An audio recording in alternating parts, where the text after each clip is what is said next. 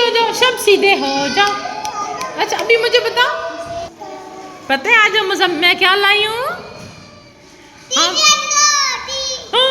नहीं जी, और क्या लाई हूँ? मेरी जान, चीनी वाली रोटी नहीं लाई। आज मैं अपने शहजादे के लिए लाई हूँ एक चीज। टन टन टन।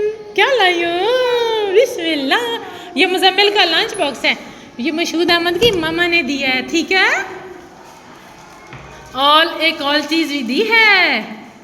और क्या चीज है? देख, बोतल। बिस्मिल्लाह। मुजम्मिल खान, ये लो मेरी जान, ये भी आपकी है, ठीक है। खुश हो? हाँ मुजम्मिल, चलो अभी ऐसा करते हैं, दूसरा लंच किधर है आपका? वो मुझे दो। ओए मेरी जान, मैं सदके, इसे हम इधर रखते हैं। दुआ फातिमा, इसे नहीं छेड़ना। चलो मुजम्मिल मेरी जान, अभी खोलो, देखें आज क्या है भला लंच बॉक्स में। जी बेटो, जी ले जाओ। मुजम्मिल खोल रहा है। बिस्मिल्लाह। आगे से हटो जरा। हाँ जी, माशाल्लाह मेरा माशाल्लाह माशाल्लाह। ओ खोलो। बिस्मिल्लाह बिस्मिल्लाह। एप्पल। मशहूद अहमद की मामा ने आपके लिए गिफ्ट भेजा।